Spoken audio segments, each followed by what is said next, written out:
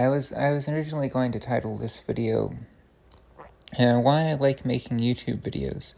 But I guess, as I was just kind of walking around and thinking about what I was going to say, I thought of a bunch of other stuff that I wanted to say. So this video is just talking about stuff. And if you don't just want to hear me talk about stuff, probably mostly the same stuff that I talk about all the time, because I feel like I think about like the same three things 90% of the time, then go away. People sometimes tell me I'm passive-aggressive, but I think that they're just misinterpreting me. I'm not passive-aggressive, bitch.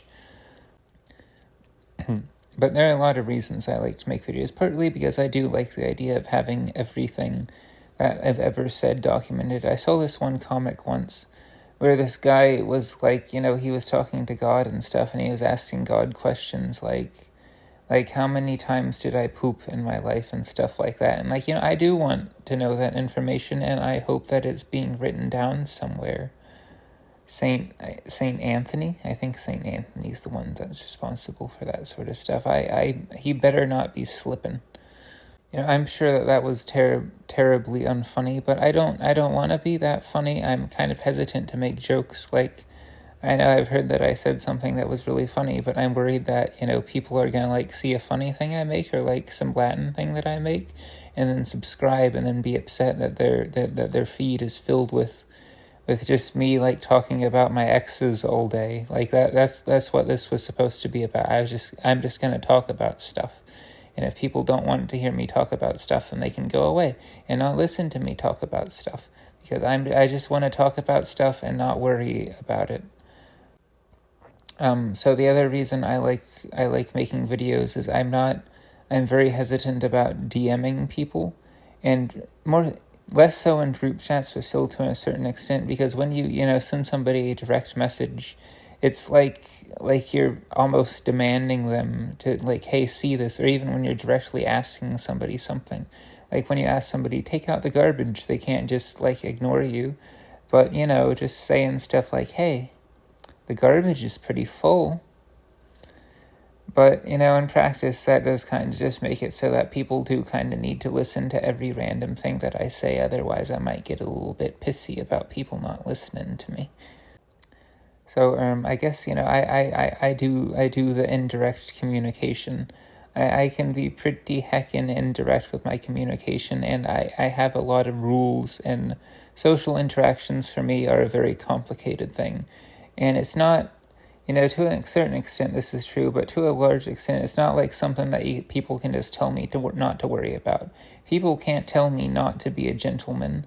People can't tell me, it's okay if you're not a gentleman. No, it's not okay if I'm not a gentleman. I must be a gentleman at all times. Confucius says that a gentleman is cautious even when he's by himself. So I need to follow the social rules and the etiquette. All of them laid down by me because they're objectively good. It's not about what society says that I should do. They're my rules. I have them. I've thought about them really hard. I've got them down pat.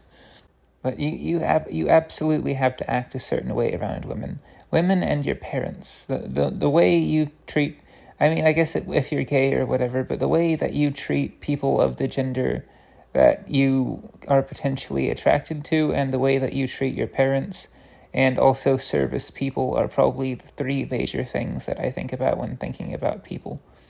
A lot of people, I don't typically judge people, political figures. I don't care about their policies, but a lot of political figures are just jerks, and that's why I don't like them.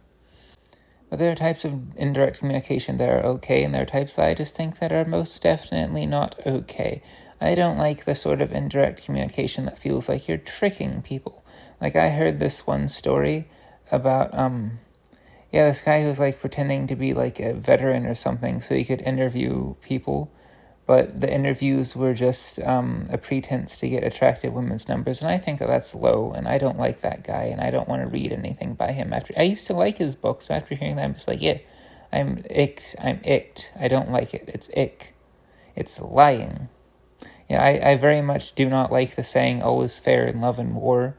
Love and war are exactly the two places where most things are not fair, and it is incredibly important to do things the right way.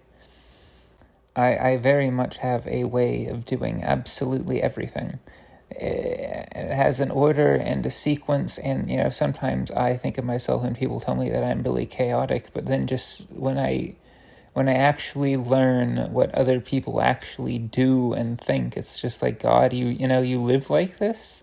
It's crazy. It's crazy that people don't have a really well thought out, okay, so when I see somebody, I'm going to greet the person that is closest to me. Because if I greet somebody that's like far away or in the middle, it's like I'm giving them some kind of preference. One thing that I will never forget is this one time I was in school and, they were calling us to hand in our papers. And this guy, like, there was a girl behind me and there was a girl in front of me. And this guy, like, was picking up everybody's papers. And he picked up the two girls' papers, but he didn't even ask to pick up my paper. And I had to just kind of walk up there and give it in. And I'm like, that's slow. That's slow. You can't just give that sort of female preference to that. That's shame on you, sir. And I know a lot of people would disagree with me, but those people are wrong, and I don't care what they think. I'm right. But anyway, my head is very much filled with stories and quotes, and they just sort of automatically pop up at the proper occasion. I often feel like that's a good way of getting to know me, is just being aware of the various stories that I have and knowing when they are likely to come into my head and how I react to them.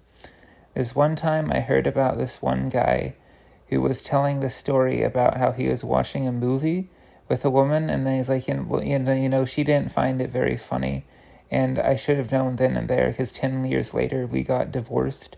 And I often talk that there was probably more going on than that, and I feel like people they want to think that they can tell when a relationship is going to go south. People say that hindsight is 20/20, but I think in actual fact that people tend to look back.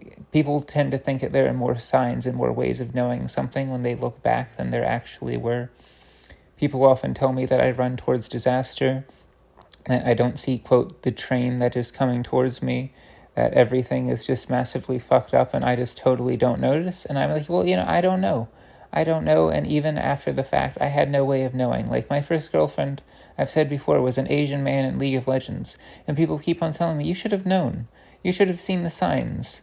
And I say, no, there were no signs. I just didn't want to be rude. I hate asking people questions. I didn't want to be rude, and I didn't want. I was a gentleman. Oh God, there's ants on me again. There's always ants on me now. There's ants. Go away, ants. It's always two. There's two ants on me, and they're big ants. I can feel them crawling on me. They're really big ants. Big ants. It's strange because I never eat on the couch. I don't really think that I could. I'm kind of worried that I don't think anybody could ever live with me just because of the amount of strange things that I do. I do a lot of strange things in my house. In my apartment, I don't have a house. I don't. Money isn't really that big of a deal for me. I try to live a simple life and be cheap. I had something else that I had been planning on saying, and I'm just gonna say random things until I remember what it was. Well, okay, I thought about it for like 6 minutes and I forgot what it was, but I am really absolutely terrible at picking up at social cues. Yeah, social, well, I mean just indirect communication from other people. I can dish it out, but I cannot take it.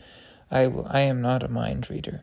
I am most definitely not a mind reader.